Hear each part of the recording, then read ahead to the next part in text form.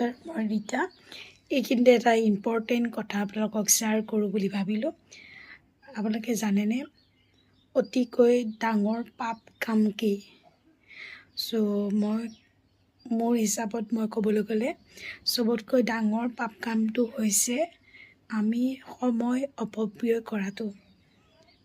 আমাৰ সময় বিনা কাৰণত আমি খৰচ কৰি উৰুৱাই দিয়াটো, টাইম পাছ বুলি কয় যে শব্দ এটা, সেইটো কৰিব নাপায় মহাপাপ।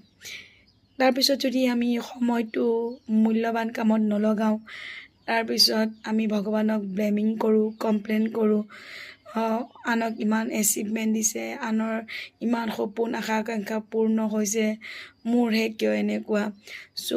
আটাইতকৈ মূল্যৱান বস্তুটো কি হৈছে জানেনে? যাক কোনেও পইচা দি কিনি ৰাখিব নোৱাৰে, সময় সকলোকে সমানেই দিছে ভগৱানে।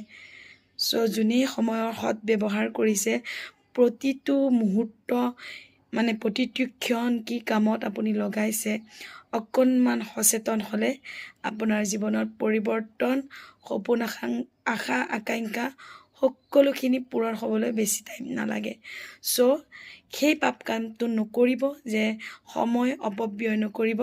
প্ৰত্যেকটো পল অনুপল প্ৰত্যেকটো ক্ষণ আপোনাৰ কামত কামত লগাওক।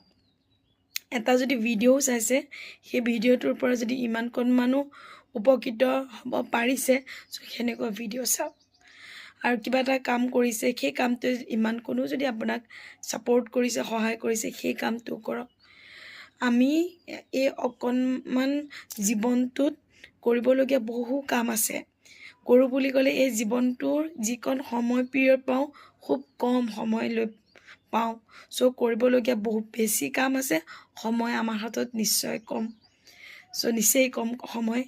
সেই সময়খিনি অবাবত অপব্যয় নকৰি ভাল কামত লগাই জীৱনটো পৰিৱৰ্তন কৰিব পৰা যায়। আজিলৈ আহিছোঁ। Thank you, love you all, bye by.